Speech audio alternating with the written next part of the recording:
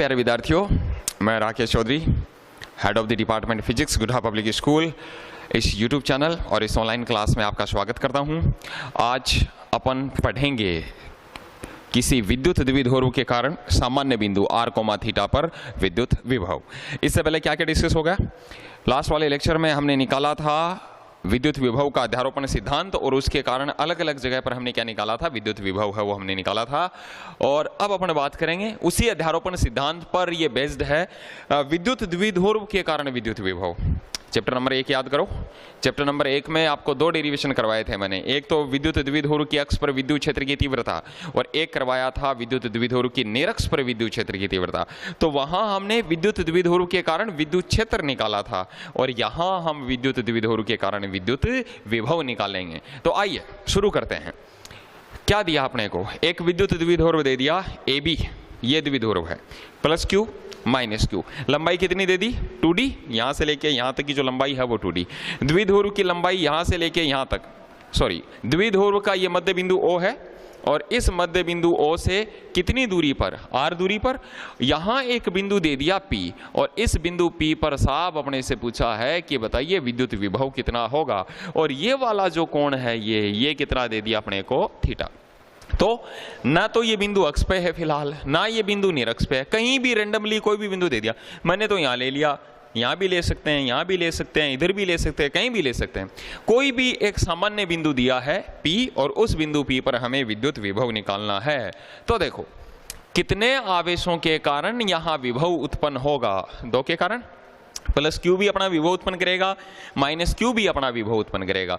तो सबसे पहले प्लस Q आवेश के कारण देखें, यहां से लेके यहां तक दूरी नहीं दी है, यहां से लेके यहां तक की दूरी हमें क्वेश्चन में नहीं दी है, ये दूरी मैं मान रहा हूं। तो लास्ट में इनकी वैल्यू पुट करेंगे अपन। मैंने मान लिया बिंदु A से लेकर P तक की दूरी बच्चों कितनी है? R1।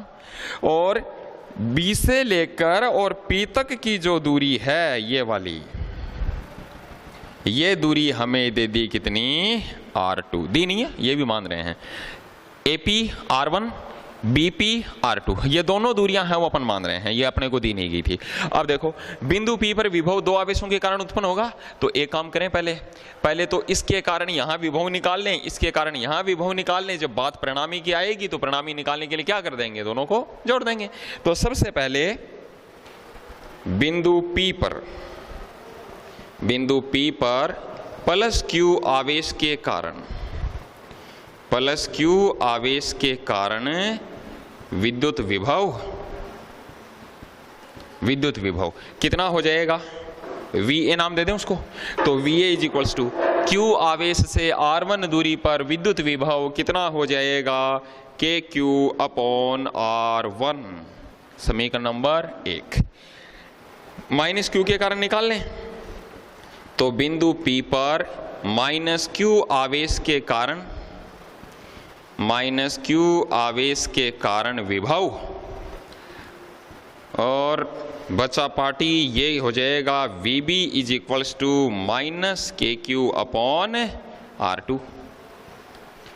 इसके कारण KQ बाई R1, इसके कारण हो गया माइनस का KQ बाई R2। टोटल निकाल लो, परिणामी कितना हो जाएगा? तो अतः है बिंदु P पर परिणामी विभव। तो बिंदु P पर जो परिणामी विभव हो जाएगा कितना हो जाएगा? VP इज इक्वल्स टू, जोड़ दो दोनों को, VA प्लस VB। दिशा वगैरह तो कुछ देखनी नहीं है, सबसे आसान तो यही है, सीधा सीधा जोड़ना अपने को। तो दोनों की वैल्यू रख दो। VP is equals to KQ upon R1 minus KQ upon R2। क्या कॉमन आ रहा है? KQ कॉमन आ गया, तो KQ को कॉमन ले लिया, 1 upon R1 minus 1 upon R2। अब देखो बच्चों, R1 R2 यदि हमें दिए हुए होते तो उनकी वैल्यू हम यहाँ पे डायरेक्ट पुट कर देते, यहीं अपना आंसर हो जाता। इतना कुछ करने की जरूरत ही नहीं थी। बट क्षणा ना ही भी ये इसने R1 और R2 की वैल्यू अपने को दी नहीं है, वो तो हमने माना है। हमें तो केवल इतना दिया था साहब, एक द्विध्रुव है, उसकी लंबाई 2d है, मध्य बिंदु O से R दूरी पर थीटा कोण पर यहाँ कोई बिंदु दे दिया P, और इस बिंदु P पर आप तो निकाल के बताइए कि विद्युत विभव कितना होगा। उसके लिए दो दूरियां ली, R1 और R2, ये दोनों दूरियां मैंने मानी है, तो इनकी वैल्यू हमें पुट करनी पड़ेगी R1 और R2 की। तो R1 और R2 अब अपने को निकालना पड़ेगा। वो कैसे निकालेंगे? सबसे पहले मैं R1 की बात कर लूं। R1 का मान यहां से लेके यहां तक का मान ज्ञात करने के लिए हम क्या करेंगे, इस बिंदु A से भुजा OP पर, ये OP पर एक लंब डालेंगे जो कहां मिलेगा, बिंदु C पर। और ये वाला जो कोण है यहां से लेके यहां तक, ये कितना हो गया, समकोण हो गया 90 डिग्री। दोबारा सुन लो, R1 का मान, ये थ्योरी में लिखेंगे अपन यहां पर, R1 का मान ज्ञात करने के लिए बिंदु A से भुजा OP पर एक लंब डालते हैं जो बिंदु C पर मिलता है।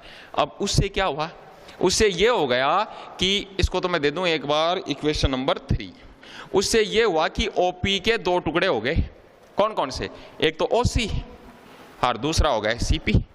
OP इज इक्वल्स टू हो गया OC प्लस CP।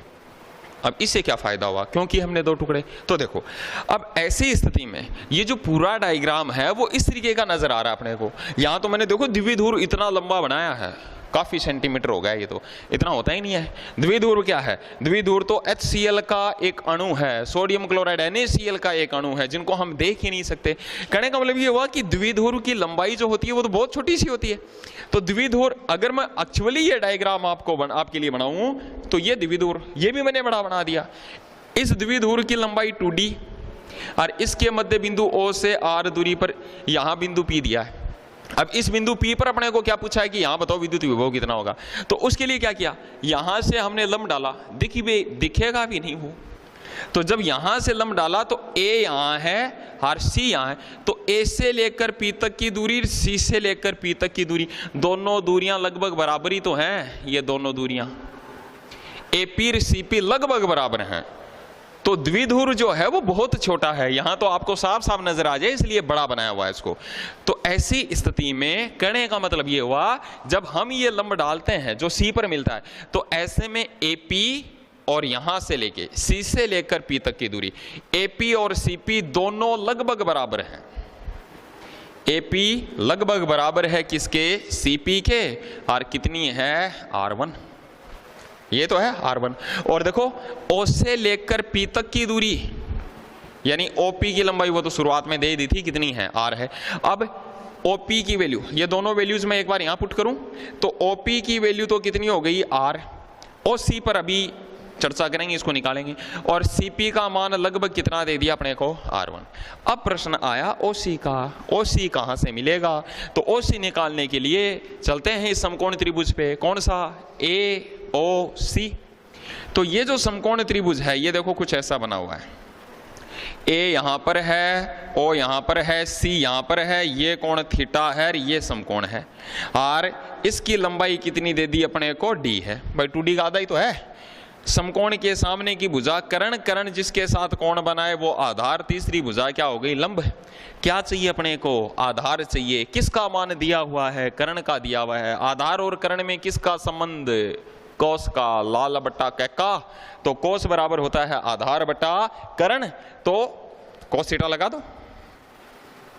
समकोण त्रिभुज, समकोण त्रिभुज कौन सा है, AOC से। तो इस वाले समकोण त्रिभुज से cos theta, cos is equals to आधार बटा कर्ण, आधार कितना है, OC, और कर्ण कितना है, AO, और AO की लंबाई कितनी दी है अपने को, D।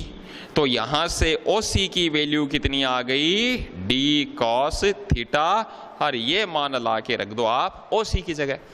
तो क्या समीकरण बना हमारे पास, हमारे पास समीकरण बन गया R is equals to, OC की जगह क्या रख दिया हमने, D cos theta plus R1, ये तो निकालना है। तो R1 इज इक्वल्स टू कितना आ गया, R माइनस का D cos थीटा, समीकरण नंबर 4। तो R1 इज इक्वल्स टू हो गया R माइनस का D cos थीटा। अब देखो यहां पे, ये तो R1 की वैल्यू आ गई, इसके बाद अपन बात करेंगे अब R2 का मान निकालना है। तो सेम वो का वो तरीका अपन काम में लेंगे R2 का मान निकालने के लिए। R2 का है यहां से लेके यहां तक की दूरी, इसका मान चाहिए अपने को, तो इसका मान चाहिए तो उसके लिए ऐसा ही एक तरीका अपनाएंगे। अब इसका काम हो गया, देखो इसको मैं हटा दूं यहां से। अब क्या करेंगे, इसी बुझा OP को थोड़ा सा आगे बढ़ाएंगे, आगे बढ़ाया और लंब डाला कहां से, बिंदु B से, और ये बिंदु B से हमने डाला एक लंब और ये लंब मिला बिंदु D पर। तो देखो ये वाला कोण कितना हो गया 90, अगर ये थीटा है तो ये कोण भी बच्चों कितना होगा, थीटा ही होगा। अब देखो सेम वो का वो मेथड यहां पे, जिस तरीके से AP और CP लगभग बराबर हुए थे वैसे ही DP और BP लगभग क्या होंगे, बराबर। तो पहले तो थ्योरी लिखेंगे, थ्योरी में क्या लिखेंगे, इसी प्रकार R2 का मान ज्ञात करने के लिए बिंदु B से भुजा OP को आगे बढ़ाते हुए एक लंब डालते हैं जो बिंदु D पर मिलता है। फिर DP जो है उसके दो टुकड़े हो गए, कौन कौन से हो गए, एक तो DO और दूसरा OP। DP जो है वो दो टुकड़ों में डिवाइड होगी, एक तो DO और दूसरा OP। अब देखो सेम वो का वो मेथड यहां पे, DP टूट गई DO प्लस OP में। DP जो है वो लगभग बराबर है किसके, BP के, और कितनी है R2। DP और BP दोनों लगभग बराबर हैं किसके, R2 के। तो DP की जगह तो रख दें R2, और DO अभी निकालेंगे, और OP का मान शुरुआत से ही कितना दिया हुआ अपने को, R। अब बात आई किसकी, DO की। अब हमें मान चाहिए DO का, तो DO कहां से मिलेगा अपने को, DO है वो, DO वाला नहीं हो, DO कहां से मिलेगा, इस वाले समकोण त्रिभुज, कौन सा है, BDO। तो समकोण त्रिभुज BDO से फिर लगा दो कोस, कोस इज इक्वल्स टू आधार बटा कर्ण। आधार क्या है इसमें, ये DO, कर्ण क्या है इसमें, B से लेकर और O, भाई ये मध्य बिंदु O है तो BO, ये तो क्या हो गया कर्ण, और आधार क्या है DO। तो cos theta is equals to DO तो हो गया आधार, और कर्ण है BO, और BO का मान अपने को कितना दे दिया, D। तो इसका मान दे दिया अपने को D, तो यहां से DO की वैल्यू कितनी आ गई, D cos थीटा। ये DO की वैल्यू पुट कर दें अपन यहां पर, तो R2 इज इक्वल्स टू आ गया R प्लस का D cos थीटा। ये हो गया समीकरण नंबर 5। R1 भी निकाल लिया, R2 भी निकाल लिया। अब इन दोनों के मान रखेंगे अपन किसमें, समीकरण नंबर 3 में। तो समीकरण 4 व समीकरण 5 के मान समीकरण 3 में रखेंगे तो क्या मिलेगा, VP is equals to KQ 1/R1। R1 की जगह क्या रख देंगे, R माइनस का D cos theta, minus 1/R2 उसकी जगह क्या रख देंगे, R plus D cos theta. तो दोनों के मान रख दिए। अब मान रखने के बाद VP is equals to KQ। अब बात करें लघुत्तम की, R minus D cos theta, R plus D cos theta, A minus B, A plus B। फिर ध्यान रखना माइनस वाली चीज पहले आएगी, उसमें से प्लस वाली चीज को घटाना है। ये वो बिल्कुल विद्युत द्विध्रुव की अक्ष पर जब हमने तीव्रता निकाली थी वहां पर भी ये चीज आई थी, पहले माइनस वाली वैल्यू उसके बाद प्लस वाली। लघुत्तम बताओ दोनों का, A square minus B square यानी R square minus D square cos square theta. Minus वाले का भाग दोगे तो प्लस वाला आ गया, R प्लस का D cos theta, minus plus वाले का इसमें भाग दोगे तो क्या हो जाएगा, R minus D cos theta. ये आ गया साहब। अब इसके कोष्टक को खोल दो, तो कोष्टक जैसे ही खोलोगे R माइनस का हो गया और D cos थीटा किसका हो गया, प्लस का। R से R cancel, VP is equals to KQ D cos theta, D cos theta क्या हो गया, 2D cos थीटा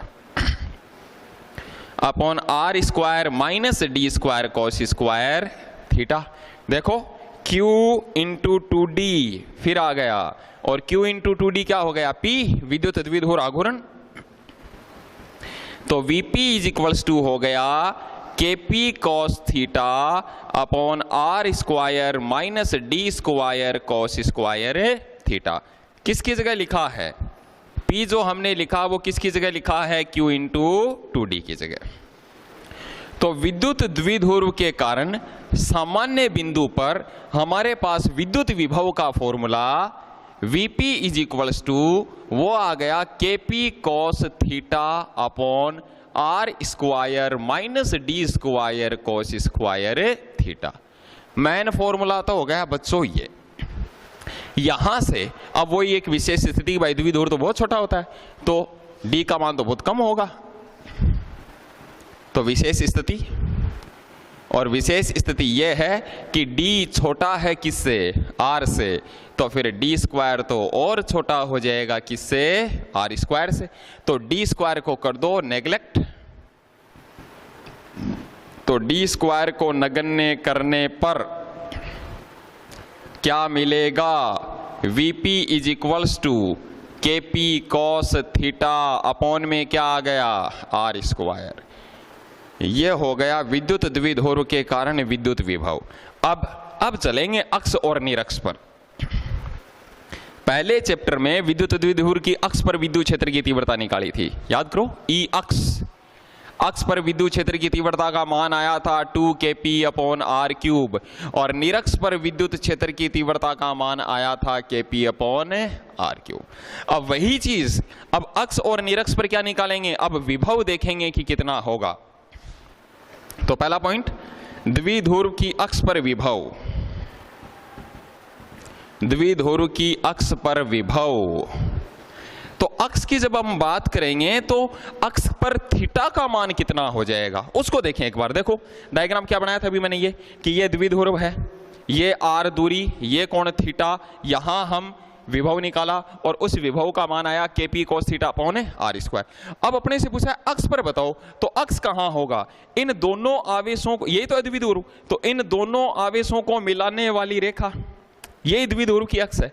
जब ये द्विध्रुव की अक्ष है, इस जगह अपने से पूछ रहा है कि अगर मैं इस P को सरका के यहां ले आऊं, इस जगह ले आऊं, तो उस स्थिति में मेरे पास इस थीटा का मान कितना हो जाएगा? तो थीटा की वैल्यू कितनी हो जाएगी? 0 हो जाएगी। तो द्विध्रुव की अक्ष पर, अच्छा निरक्ष वाला और देख लो, निरक्ष ये द्विध्रुव है प्लस Q माइनस Q, और निरक्ष होगी ये वाली लाइन। तो जब मेरा P यहां आ जाएगा उस समय थीटा का मान कितना हो जाएगा? 90 डिग्री। तो अक्ष पर तो थीटा की वैल्यू कितनी है? 0, और निरक्ष पर थीटा की वैल्यू कितनी है? 90। तो दोनों जगह हम निकाल लेंगे। तो इनकी वैल्यू अगर हम पुट करें तो द्विध्रुव की अक्ष पर जब हमें विभव निकालना है तो थीटा की जगह क्या पुट कर दिया? 0। cos 0 का मान कितना हो गया? 1। तो ऐसी स्थिति में ये वाली वैल्यू मैंने यहां पुट कर दी, तो V अक्ष पर विभव का मान कितना मिला अपने को? Kp upon r square. और अगर बात करें द्विध्रुव की निरक्ष पर विभव की, तो निरक्ष पर जब हम विभव निकालेंगे तो निरक्ष पर थीटा का मान कितना? 90 डिग्री, और cos 90 का मान बच्चों कितना हो गया? 0। तो फिर V निरक्ष पर विभव का मान कितना हो गया? 0। E का मान कितना आया था? अक्ष पर E का मान आया था 2kp बाई r क्यूब, ये विद्युत क्षेत्र की तीव्रता थी, और निरक्ष पर कितना आया था? kp by r cube.